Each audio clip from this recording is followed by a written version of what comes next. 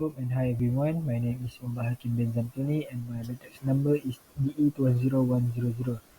Today I will present about my part which is introduction. Independence in every activities is critical for preserving quality of life and personal dignity. However, for many people with physical limitation, even simple action like feeding can be difficult, posing a huge obstacle to independence. Conditions that affect motor capabilities, such as spinal cord injuries, neuromuscular illness, or degenerative disease, might prohibit people from executing these tasks independently, forcing them to rely on carers. While caring is necessary, it may have an impact on the emotional well-being of both people and their carers, frequently resulting in less autonomy for the person in need of assistance. That's all from me. Thank you. My name is Marmita Osman. My metric number is CE210200. So on this point, I will be explain about the problem statement. So first, our first problem statement is the challenge faced by the individual with the upper body limitation. So this point is describe how difficult that person perform the essential everyday tasks independently. So our project is focused on how that person struggle with the self-feeding. So my second point is the impact of depending on the carer, which is maybe have the issue which is limited caregiving resource, and also the family time make it hard to provide the regular help during their meal. And then it also increase the caregiving cost and also create the scheduling problem. So if we combine these 2 points taken together, it also can lead to a worse quality of life, and maybe can also have the impact on the self estimate that can provide the mental health of people who are unable to feed their self. Assalamualaikum and salam sejahtera. My name is Aina Yasmin. My metric number CE210137.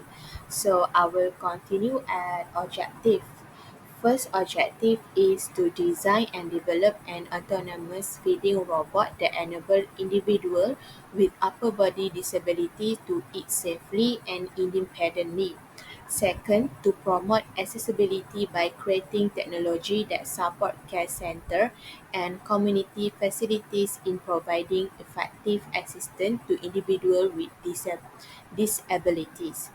And last, to enhance emotional and psychological well-being by restoring user ability to perform essential daily tasks, fostering independence, and improving their quality of life.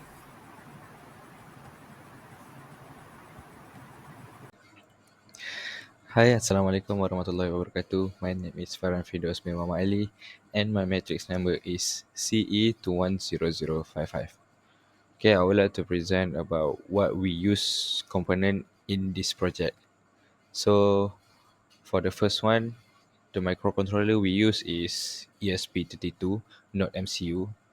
And then the servo, we use servo SG90, which is 9 gram for spoon moving the spoon. And then the second one is HCSR0 for ultrasonic sensor, which is for detect the distance. And the last one is servo MG996. So the servo is 13 kilograms, which is for the arm. Basically, for servo MG996 is for arm, and then we connect to servo SG90 to the spoon. That's all for the component. Thank you. Assalamualaikum, my name is Muhammad Asnan, and I will briefly explain about the flowchart of how the project works. So, first we have the start, and then the arrow to down, which is initial state. So, initial state is basically the position of the arm. We have two servo, which is for the arm, and then for the wrist. So both is 90 degree. So and then we have another one is a person detected. Distance is below than 30 cm. So the 30 cm is the between the person and the ultrasonic sensor. So if a person is detected, yes, it will move to execute feeding motion sequence. If no, it will repeat until the person is below than 30 cm between the ultrasonic sensor. So if yes, then execute feeding motion sequence. So basically the motion of for the arm for feeding. And then we have after that we have the switch is pressed. So switch is below, like below the spoon. So when the person eat, we will push down the switch. So if the switch is pressed, then we will execute back the feeding motion sequence. If no, then we goes to second diamond, which is the person still detected, still within and below 30 cm. So if yes, then we will repeat back if the switch is pressed. So if the person is not detected, it will be goes back to initial state. It will look back from the start.